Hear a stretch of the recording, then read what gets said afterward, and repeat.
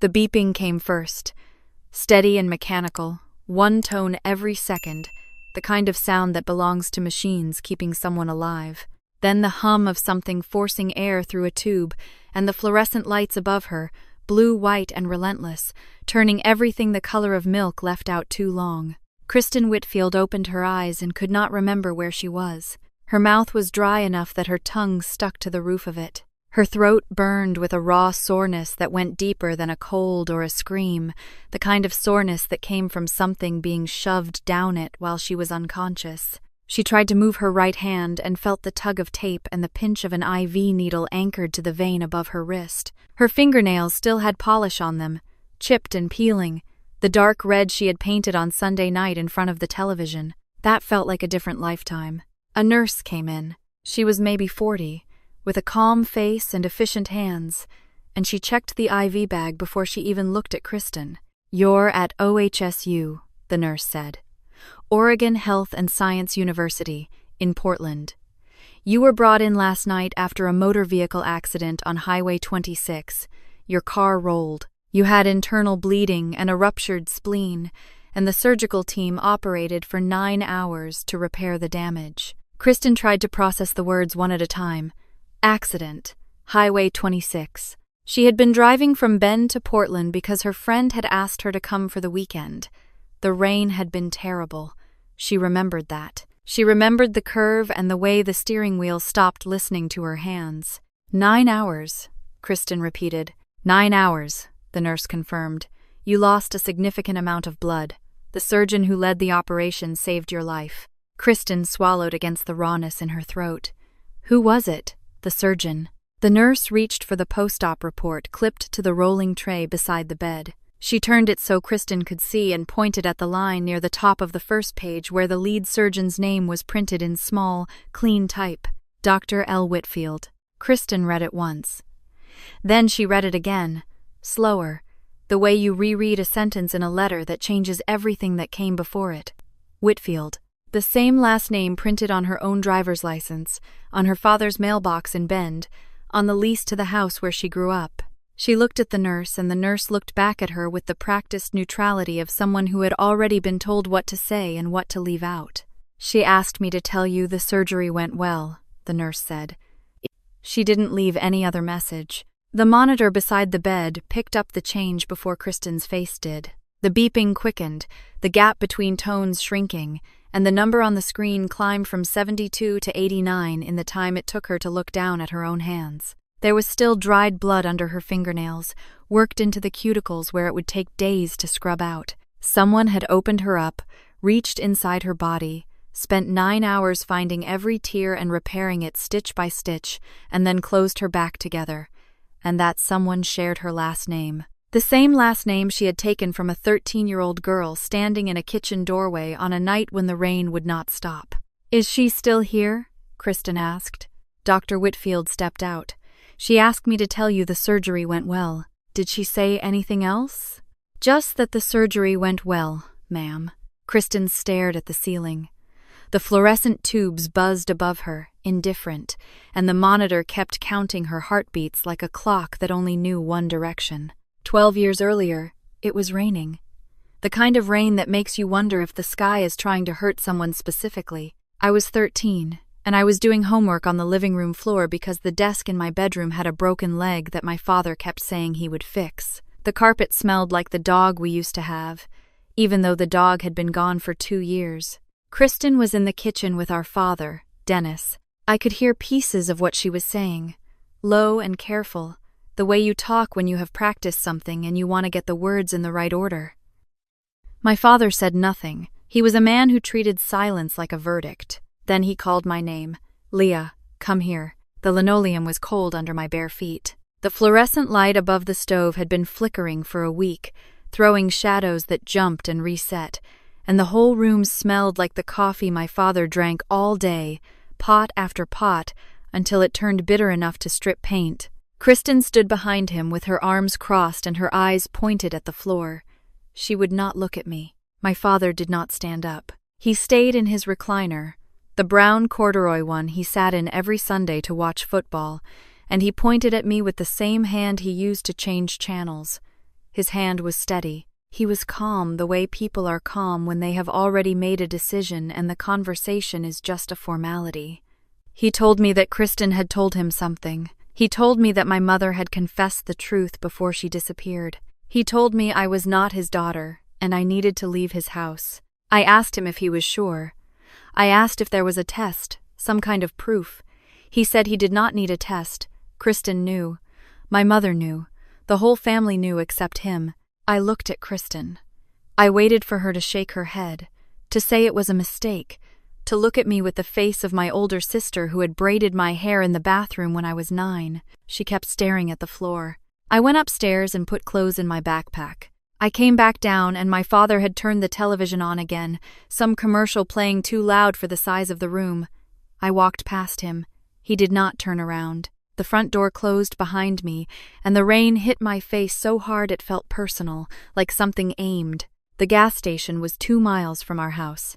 I walked the whole way with my backpack getting heavier as the rain soaked through the canvas. And when I got there, I stood under the overhang by the air pump and called my Aunt Lorraine from the payphone. My hands were shaking too badly to put the coins in on the first try. Auntie, Dad kicked me out. She did not ask why. She did not ask what happened, or what I had done, or whether I was sure. She said, "Stay right there."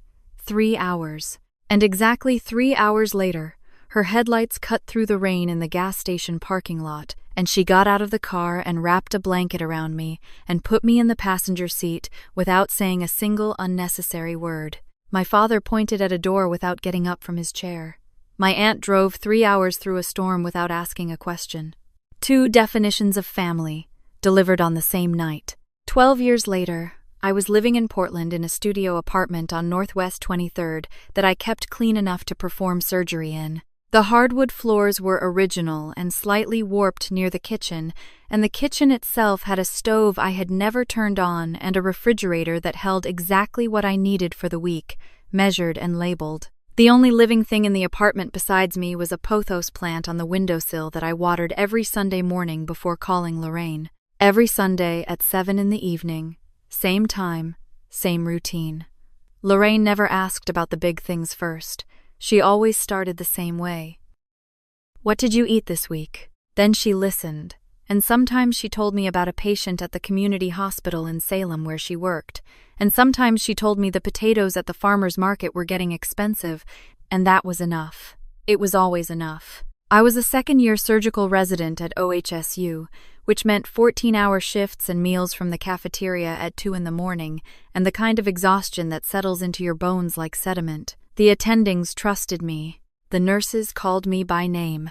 I had the steadiest hands in my residency class, which was something the chief resident mentioned at rounds once in front of everyone, and I had nodded and said thank you, and gone home that night and sat on my kitchen floor and cried for 40 minutes without understanding why. That Wednesday evening before my night shift, I could not sleep. I lay in bed and scrolled through my phone, through the contacts I never called, and my thumb stopped on a name I had not opened in 12 years.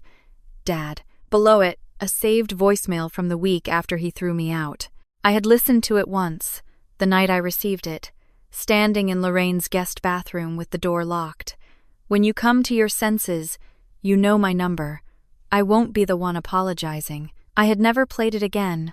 I had never deleted it either. It sat there in my phone through every upgrade and every transfer, following me from middle school to high school to college to medical school to this apartment, like a splinter too deep to reach. I put the phone down and got dressed. Scrubs, sneakers, the $12 Casio watch I wore because it was accurate to the second and I believed in things that worked exactly as they were supposed to. I clipped my name badge to my chest, Dr. L. Whitfield, and walked through the rain to the hospital. I had built everything from nothing. Every grade, every shift, every hour spent standing over an open body learning where to cut and where to leave alone. Nobody gave me any of it. Nobody could take it from me. That was what I told myself, and most days I believed it. The storm hit Portland hard that night. The emergency department filled fast with the usual winter casualties, people who had hydroplaned on the freeway or caught a falling branch across the windshield or slipped on a wet sidewalk and broken something they would need for the next 6 weeks. I sutured a laceration on a teenager's forehead, checked x-rays for a woman who thought her wrist was fractured, and signed discharge papers for a man with a concussion and a strong opinion about studded tires. Then the intercom crackled and the charge nurse's voice cut through the noise of the department. Trauma alert. Motor vehicle collision, Highway 26. Female, late 20s. Unresponsive. ETA, 8 minutes. I pulled on a fresh pair of gloves and checked the OR board. Operating room 3 was open. Dr. Fan, the attending on call, was 2 hours deep into an emergency cholecystectomy in OR 1 and would not be out anytime soon. I was the only surgical resident on the floor with trauma clearance. The ambulance siren was already building in the distance, growing louder with each second, and the red lights from the rig swept across the glass doors of the ER entrance as it pulled into the bay.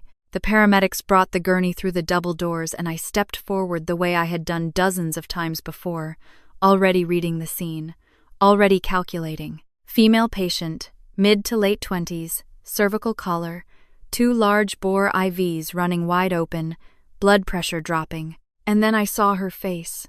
I had not seen that face in 12 years, but I knew it before the chart confirmed anything. The jawline was the same, the eyebrows were the same, the mouth was the same mouth that had whispered something to my father in a kitchen while I sat on the living room floor doing homework and pretending I could not hear. The chart read, Whitfield, Kristen A., 27-year-old female, motor vehicle accident, rollover, hypotensive, suspected splenic rupture. One of the nurses noticed me staring and touched my elbow. Dr. Whitfield, do you know this patient? 3 seconds passed. The longest 3 seconds of my residency. Prep or 3. I need to scrub. Doctor, if there's a personal connection, protocol says another surgeon should take over. Her blood pressure is 80/50 and falling.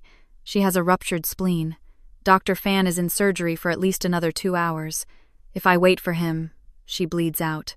Prep the OR. The nurse held my eyes for a second, measuring something, and then she turned and began calling orders to the team. Every textbook I had ever read said a surgeon should not operate on a family member. The emotional compromise, the risk of impaired judgment, the liability exposure. Every textbook was right. But the textbooks were written for hospitals with backup surgeons available at midnight during a rainstorm, and this was not that hospital on this particular night. She was a patient. She was a 27-year-old female with a ruptured spleen and a blood pressure that was dropping every minute I stood there thinking about ethics. She had not been my sister for 12 years. I walked to the scrub sink and turned on the water. I pushed through the doors of OR 3. The surgical lights were bright enough to bleach the color out of everything underneath them, and the operating table sat in the center of the room like an altar. Kristen lay on it with her eyes closed and a tube down her throat, and blood on the sheet beneath her. I looked down at my hands over the sterile field. Steady. They were always steady, even when the rest of me was something else entirely. I had 9 hours ahead of me. I did not think about anything except the next cut, and the cut after that, and the 9 hours of cuts that would follow. That is what I told myself, and for most of those 9 hours, it was almost true. The first 2 hours were the easiest. I had the spleen exposed within 40 minutes, and the damage was worse than the scans had suggested. 3 separate tears in the parenchyma, the largest one bleeding freely into the abdominal cavity, and the kind of vascular compromise that meant every minute counted twice. I clamped. I suctioned. I worked the first tear with the focus of someone diffusing a device on a timer, and for those 2 hours my hands belonged to the surgery and the rest of me did not exist. Kristen was not Kristen. She was tissue and vasculature and a heart rate on a monitor and a set of problems I had been trained to solve. Somewhere around hour 4, the exhaustion began to settle in. I had been on my feet since 7 that evening, and the adrenaline that had carried me through the first hours was thinning out, replaced by the slow heaviness that collects in your lower back and the muscles behind your knees when you have been standing in one position for too long. The scrub nurse handed me a suture, and I looked up from the operative field to adjust my headlamp, and for 1/2 of 1 second I saw Kristen's face above the drape, the angle of her jaw, the way her eyebrows arched even while she was unconscious, and I was back in that kitchen, 13 years old, watching a 15-year-old girl stand behind our father with her arms crossed and her eyes on the floor.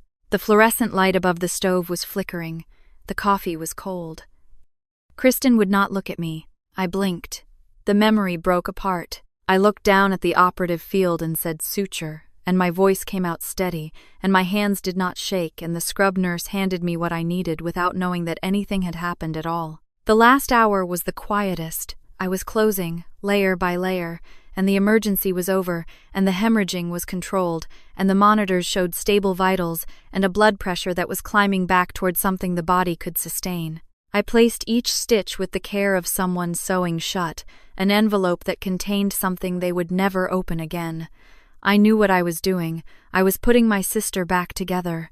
I was stitching closed the body of the girl who had whispered a lie that split my life in half, and I was doing it with the same hands that had learned to hold a scalpel because of that lie, and the symmetry of it was so precise it almost felt like something I had planned.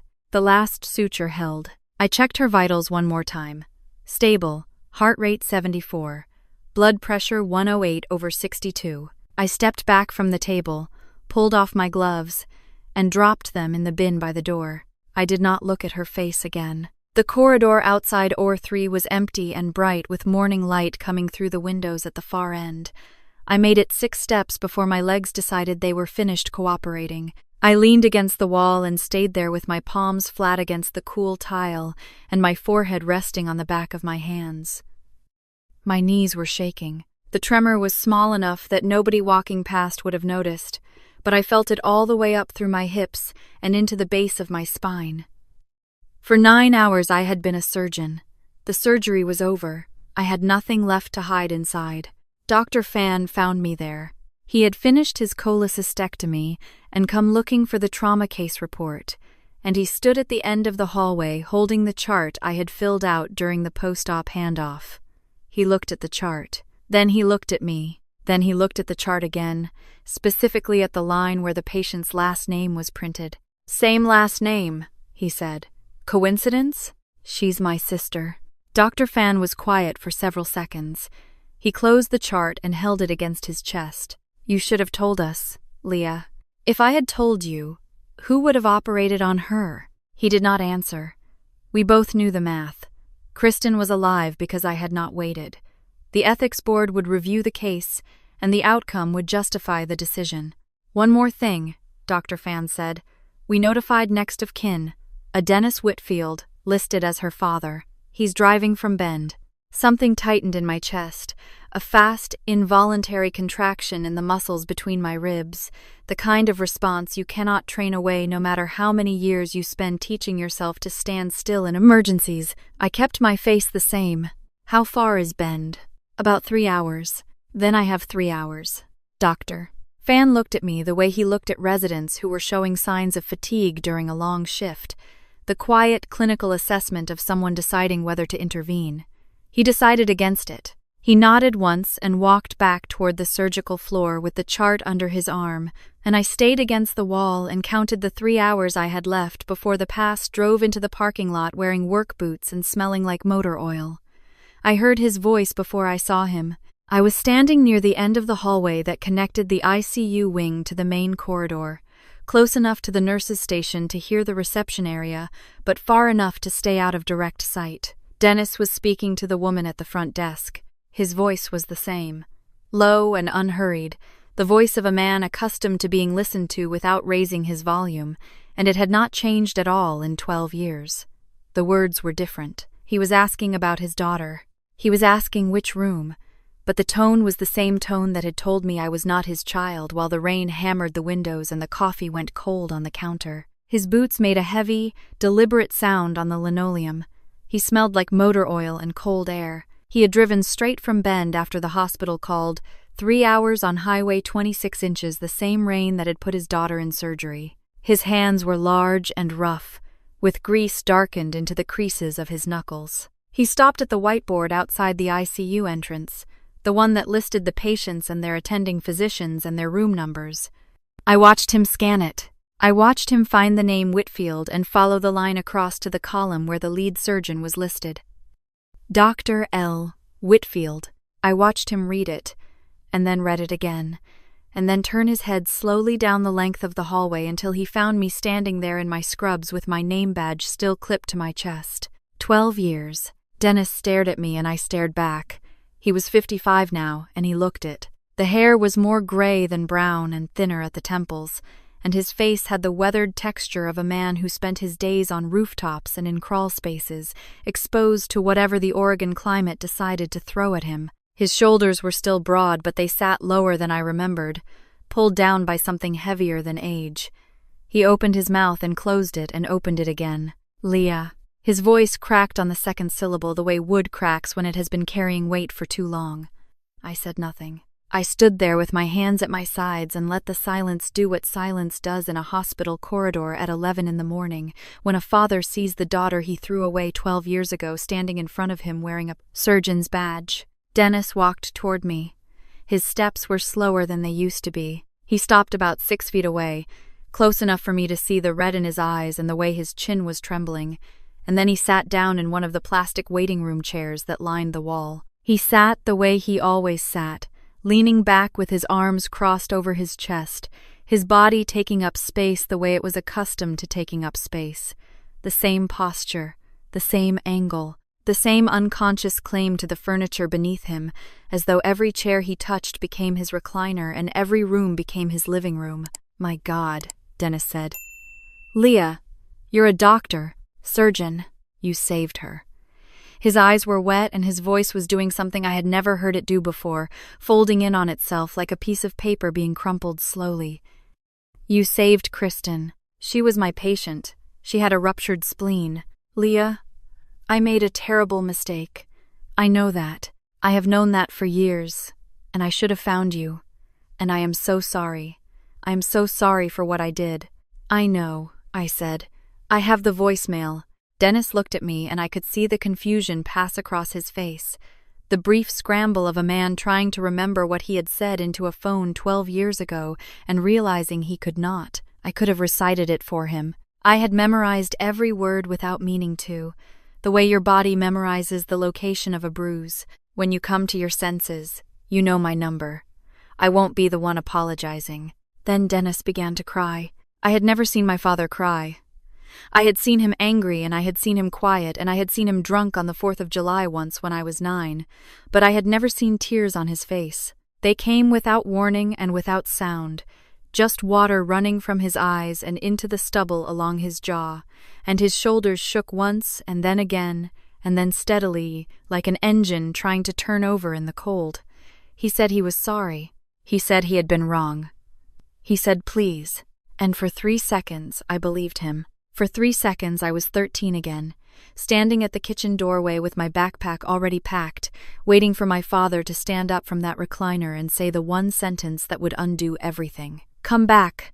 I was wrong. You are my daughter, and I am sorry, and come back." I had waited 12 years for those words, and now he was saying them in a hospital hallway that smelled like bleach and industrial floor cleaner. 12 years too late, and 3 hours away from the house where he had pointed at the door without getting out of his chair. He was saying them.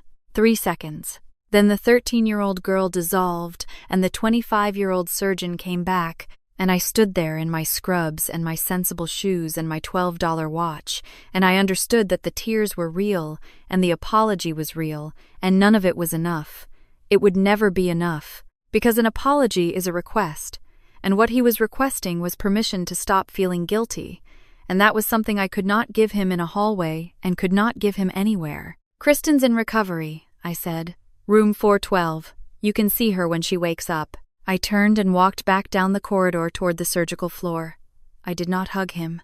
I did not forgive him. I did not look back to see whether he stayed in that plastic chair or followed me or put his face in his hands. I just walked, one foot and then the other, the way I had walked out of his house at 13 and down a wet road to a gas station with a payphone. I told myself it was enough. I told myself I did not need anything else from him, that the surgery and the silence and the walking away had closed something that needed closing, and now I could go back to being doctor. Whitfield and he could go back to being the man in Bend who once had 2 daughters and chose one. I was wrong about that too. Dennis found me in the cafeteria 2 hours later. I was sitting at a table near the back with a cup of coffee I had not touched and a granola bar I had opened but could not bring myself to eat. I had been awake for 18 hours. My scrubs smelled like surgical antiseptic and sweat, and my name badge had a crease in the laminate from where I had been gripping it without realizing, running my thumb across the letters the way someone else might worry a coin or a rosary. He sat down across from me without asking. His hands were flat on the table. The grease still worked into the lines of his knuckles. He looked at me with an expression I was supposed to interpret as honesty, as a father ready to lay himself bare. "I want to explain," Dennis said. "I owe you that.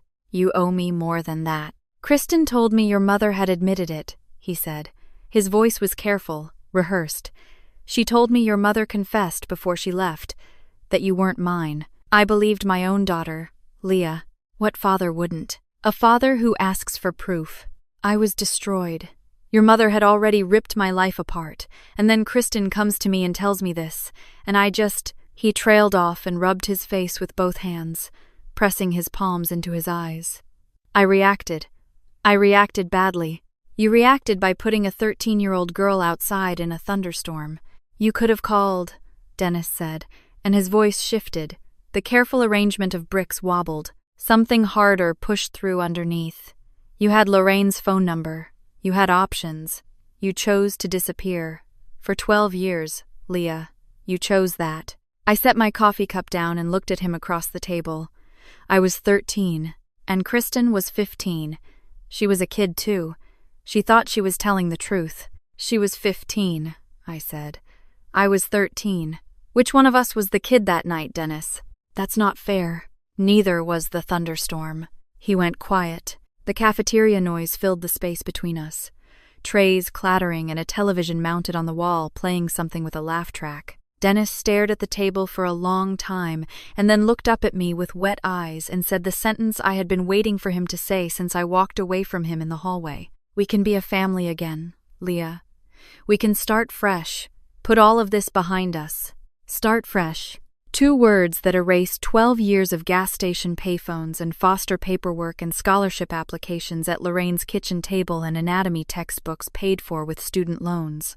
As if those 12 years were a rough draft that could be crumpled up and rewritten with a version where the father was sorry and the daughter came home and the storm had never happened.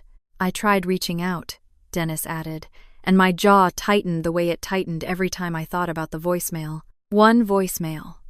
One message left on a 13-year-old girl's phone while the rain was still drying on her face. "When you come to your senses, you know my number. I won't be the one apologizing." That was his version of reaching out. That was the full extent of his effort. I stood up from the table and left my untouched coffee and my unopened granola bar, and I walked out of the cafeteria without saying another word. I understood something in that moment that I had not understood in the hallway. Dennis did not want me back because he missed me. He wanted me back because my absence was the evidence of what he had done, and as long as I was gone, the evidence was visible. If I came home, if I forgave him, if I agreed to start fresh, then the crime disappeared, and the guilt dissolved, and he could go back to being the man he told himself he was. A good father, a wronged husband, a man who did his best. He did not want a daughter.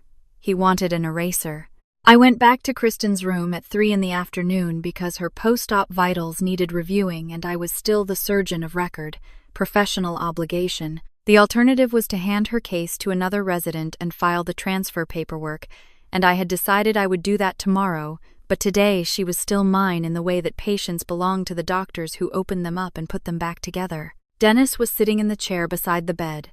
Kristen was awake. The color had not returned to her face, and the IV line ran from the bag on the pole down to the back of her left hand, where the tape held the needle in place. The hospital gift shop carnations Dennis had bought sat in a plastic cup on the bedside table, cheap white flowers that were already beginning to wilt in the dry, recycled air. The room smelled like antiseptic, and those flowers, and the particular staleness of a space that had been occupied by sick people for longer than the ventilation could manage. Kristen looked at me when I came through the door. Her eyes held everything at once. I could see the fear and the gratitude and the guilt, and something older beneath all of it, Something that looked the way shame looks when it has been carried for so long it has become part of the skeleton. I picked up her chart from the hook at the foot of the bed and started reading. "Your vitals are stable," I said. "You'll need to stay 3 to 5 days for observation. The surgical team will monitor for any secondary complications." "Leah." I kept my eyes on the chart. "Pain level, 1 to 10. "Leah. Please." 1 to 10, Kristen. "I'm sorry." Her voice broke on the second word, splitting open the way a piece of fruit splits when you press your thumb into the soft part. "I am so sorry." I lowered the chart. I looked at her face, the face I had seen above the surgical drape during hour 4 when the exhaustion cracked my concentration, the face of the 15-year-old girl who had stood behind our father with her arms crossed and her eyes on the linoleum. I looked at her and I asked the question that I already knew would cost me something to hear answered. For what, specifically? For everything. For all of it. Everything is a word people use when they want credit for an apology without having to say what they did. Be specific, Kristen. Dennis shifted in his chair. "Leah. She just had major surgery. She's in pain. Can you show some compassion?" I turned to Dennis. My voice did not rise. It did not need to. "Compassion? I showed your daughter compassion for 9 hours last night, with a scalpel, in an operating room. While you were asleep in bed." The room went still. The monitor beeped. Dennis looked at the floor. And then Kristen began to speak, and what came out of her mouth was not the apology I had spent 12 years rehearsing rebuttals against. It was something worse. It was the truth. "Mom was leaving," Kristen said. Her voice was small and rough from the intubation, barely louder than the hum of the IV pump. I heard her on the phone one night. She was talking to someone and she said she was going to leave and she was going to take you with her. She said your name. She said she was taking Leah. I did not move. I did not breathe. The chart was still in my hands and my fingers had gone white around the edges of the clipboard. "I was 15, Kristen said. "I was 15 and Mom was going to leave me with Dad and take you, and I would lose both of you. So I told Dad you weren't his. I thought if he sent you away first, Mom wouldn't have a reason to go. She would stay. She would stay for me." The monitor beeped. The carnations wilted. The fluorescent light above the bed hummed the same frequency as the one in the kitchen 12 years ago. "She left anyway," Kristen whispered. 3 months later. She packed a bag on a Tuesday morning and drove away, and she didn't take either of us. I stood there holding a medical chart in a hospital room that smelled like dying flowers, and I felt the architecture of 12 years collapse inside my chest. For 12 years I had carried a clean story. My sister hated me. My father believed her. They threw me away because I was unwanted, and I survived because I was strong, and I became a surgeon because strength was the only currency that could never be devalued. The story was simple, and it was mine, and it had a villain, and a victim, and a clear moral about what happens when you bet against the girl in the thunderstorm. Kristen had not hated me. She had been a 15-year-old girl who was terrified of being left alone, and she had reached for the only weapon a child knows how to use, which is a lie. And the lie had worked exactly the way she designed it to, and it had destroyed everything it was supposed to save. And my father had not been cruel. He had been weak. He had heard what he wanted to hear because the alternative was asking a question whose answer might hurt worse than the lie. Weak was harder to fight than cruel. You can build a life in opposition to cruelty. You can sharpen yourself against it until every edge is clean. Weakness just sits there, soft and shapeless, and there is nothing to push against. Dennis stood in the corner of the room with his hands at his sides. He had not known this, or he had suspected something and chosen, for 12 years, to leave the suspicion unexamined, because examining it would have meant admitting that he had thrown his daughter into a rainstorm based on the word of a frightened teenager and a wife who had already betrayed him in every other way. I put the chart down on the bedside table next to the carnations. I walked out of the room. I did not run, but my pace was faster than it needed to be, and by the time I reached the elevator at the end of the hallway, I was gripping the strap of my badge so tightly that the clip left a dent in the pad of my thumb. My car was a Honda Civic I had bought for $4,200 cash during my intern year. It sat in the same spot on the 3rd level of the parking garage. The overhead lights flickered. Rain was still falling, hitting the concrete above me and running down through the drainage gaps, a steady white noise that enclosed the car like a second set of walls. I sat in the driver's seat with the engine off and my hands on the steering wheel. The coffee from that morning was still in the cup holder, cold and forgotten. I looked at my hands and watched them tremble. These were the hands that had kept Kristen alive for 9 hours, the hands the chief resident had called the steadiest in the program. They were shaking now, in the dark, in the car, because there was finally nothing left to do and nowhere left to put what I was carrying. I had become a surgeon because surgery was the one arena where my value was beyond dispute. You do not question the worth of the person holding the scalpel while your loved one is bleeding on the table. Every successful operation was a receipt, a proof of purchase, a document that said, "This person deserves to exist." I had been collecting those receipts for 12 years, stacking them against the memory of a man who had not considered me worth a $30 test from the pharmacy on 4th Street. I had saved Kristen's life, 9 hours of flawless work, and Dennis had looked at me afterward and said we could start fresh, as though my entire career, my entire self, was just the intermission between being his daughter and being his daughter again. He did not see a surgeon who had saved someone. He saw a convenient opportunity to stop feeling bad. I could have rebuilt the entire hospital with my bare hands, and he still would have looked past the building and straight at his own reflection in the glass. That was what I had been to him for as long as I could remember, a surface for him to see himself in. I had spent 12 years proving I was worth keeping, to a man who had never once considered I was worth checking. The phone sat on the dashboard, the screen dark.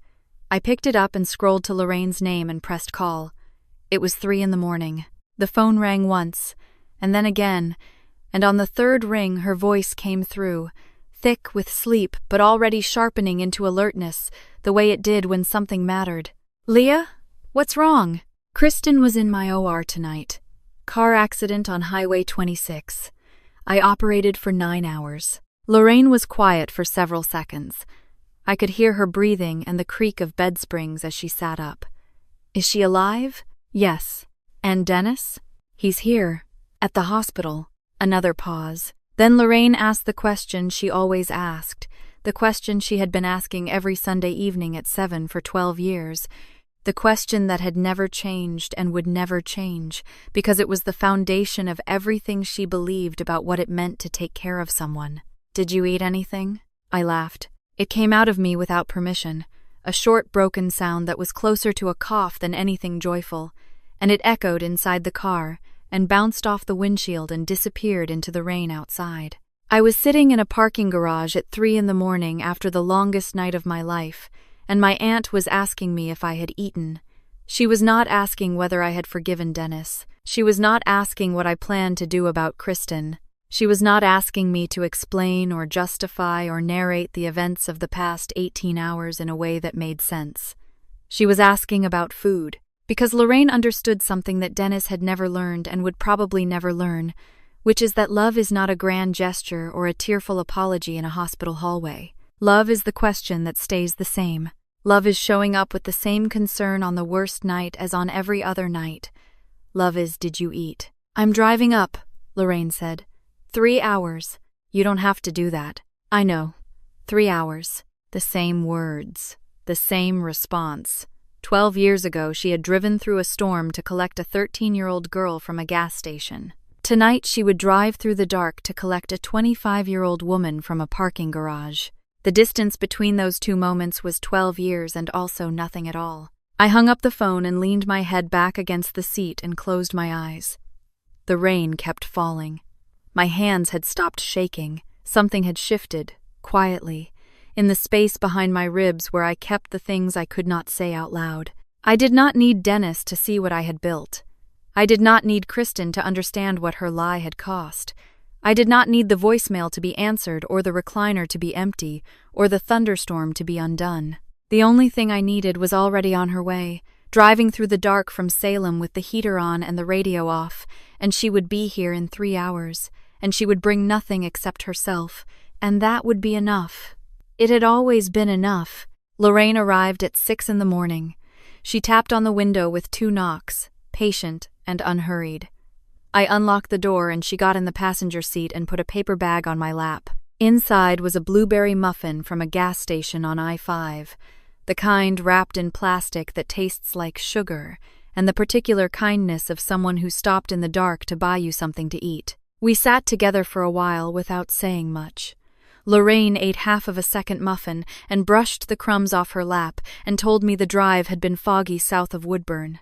I ate my muffin. It was the first food I had put in my body in over 20 hours, and my hands were steady again, and the rain had slowed to something lighter that barely registered on the windshield. At 7, I told Lorraine I needed to go back inside. She looked at me for a long time, the way she had looked at me in the rearview mirror of her car 12 years ago, when she drove me away from that gas station, reading my face for something she trusted more than words. "What are you going to do?" she asked. "I'm going to say what I need to say. Then I'm going to come home." She nodded. She did not ask what I planned to say, or whether I was sure, or whether I had thought it through. She reached across and squeezed my hand once and let go. I got out of the car and walked back into the hospital with muffin crumbs on my scrubs and my name badge still clipped to my chest, where it had been clipped for the past 36 hours. Kristen was awake in room 412. Dennis was asleep in the chair beside her bed, his chin on his chest and his arms folded the way they always folded, claiming the furniture even in unconsciousness. The carnations on the bedside table were fully wilted now, their petals brown at the edges and curling inward. The monitor beeped its steady rhythm. Kristen saw me come in and her whole body stiffened under the blanket, the flinch of someone who was not sure whether the person entering the room was a doctor or a reckoning. "I didn't save you because you're my sister," I said. My voice was quiet and level and it belonged to someone who had finished fighting. "I saved you because you were dying on my table, and that is what I trained to do. I need you to understand that. If you think this means I've forgiven you, or that we're going to be a family again, I want to be honest with you. We are not." Kristen's eyes filled.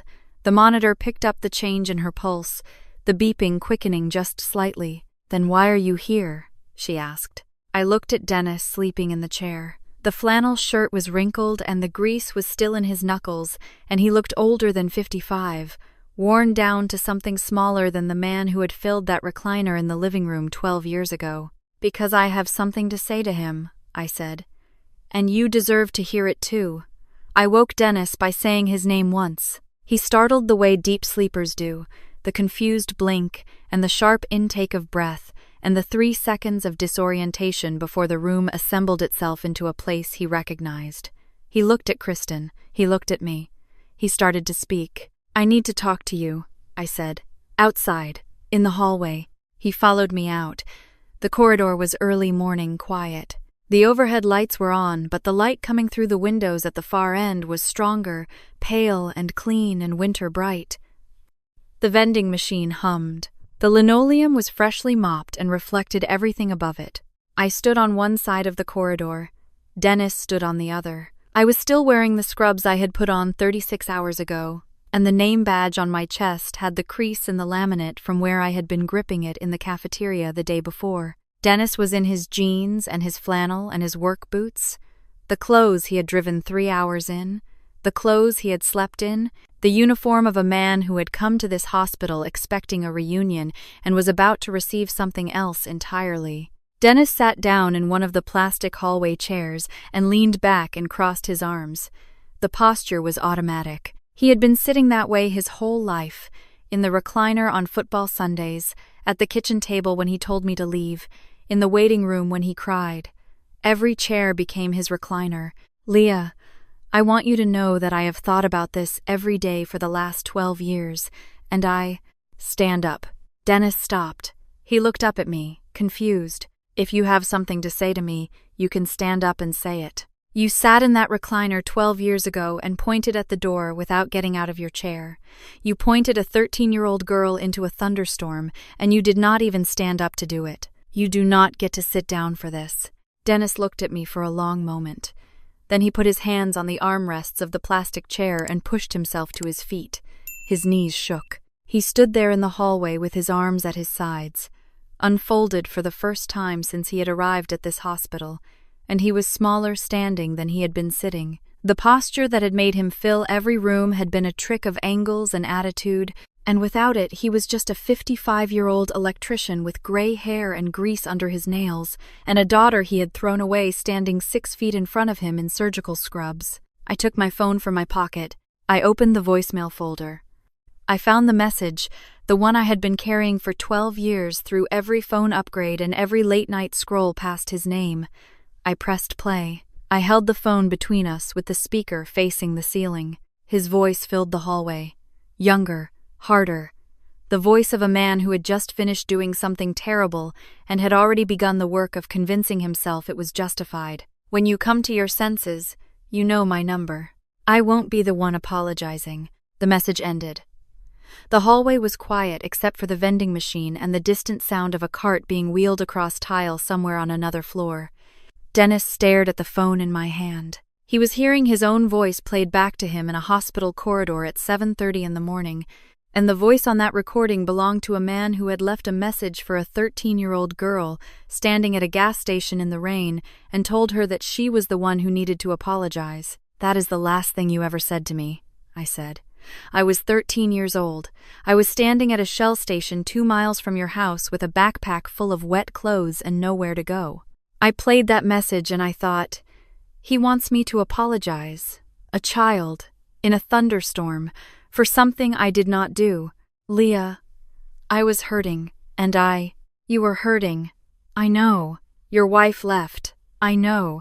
Kristen told you something and you believed her without asking a single question. I know all of that.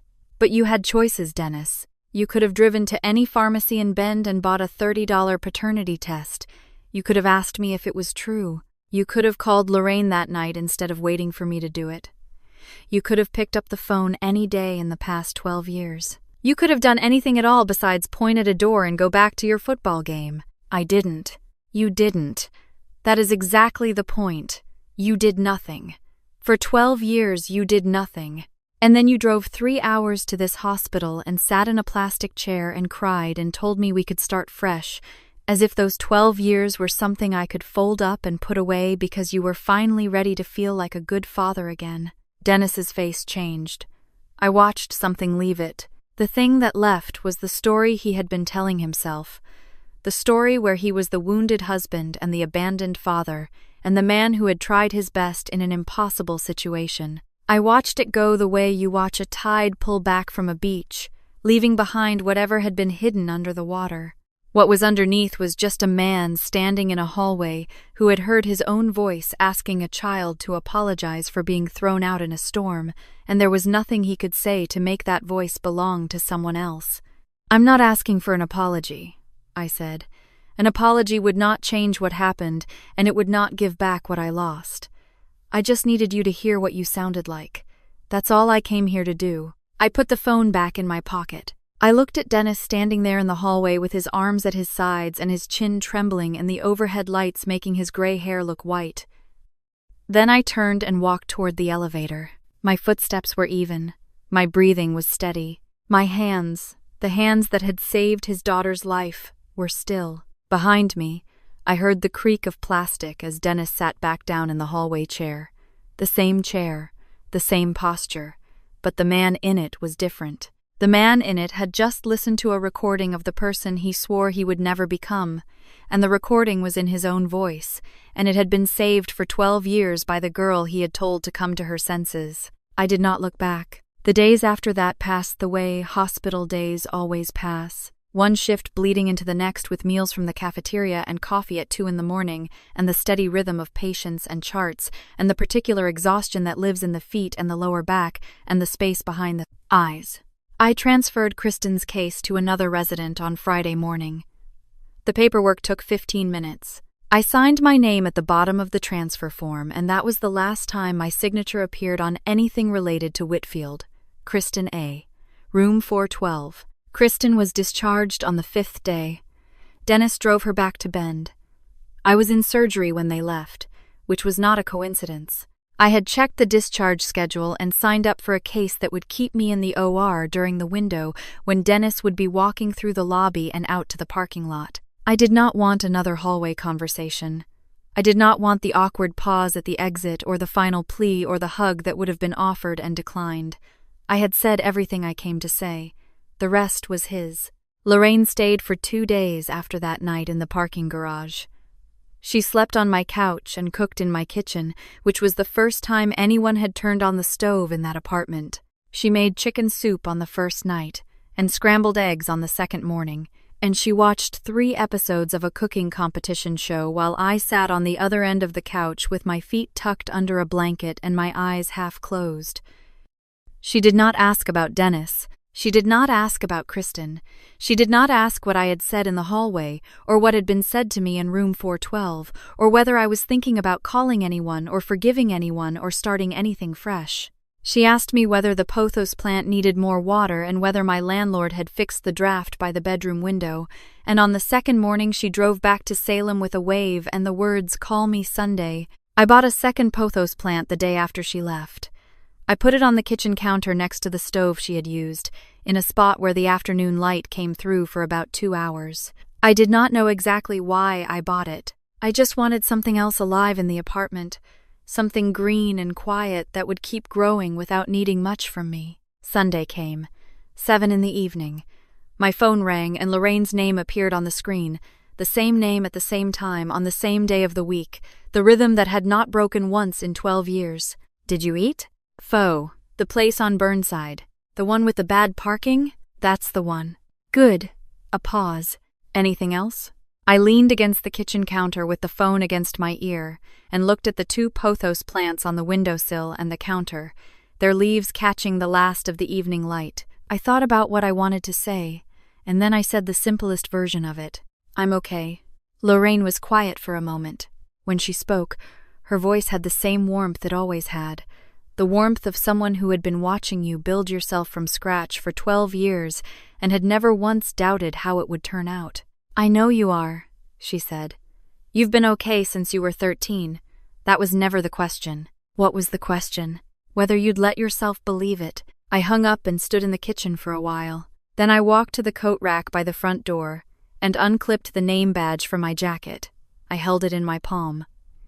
Dr. L. Whitfield. The laminate still had the crease from where I had gripped it in the cafeteria, running my thumb across the letters while Dennis sat across from me and tried to erase 12 years with 2 words.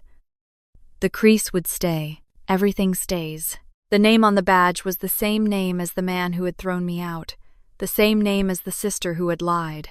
I had carried that name through foster care paperwork and scholarship applications and medical school lectures and 9-hour surgeries, and somewhere along the way, it had stopped belonging to the family that gave it to me and started belonging to the life I had built with it. I had filled it with things they would never know about. Sunday phone calls and chicken soup in a studio apartment on Northwest 23rd, with 2 pothos plants and a dent in the couch cushion where my aunt had sat and watched cooking shows and asked me nothing harder than whether I had eaten. I clipped the badge back onto my coat. I turned off the kitchen light. I went to bed early for the first time in a week, and I slept without dreaming, and when I woke up in the morning the rain had stopped.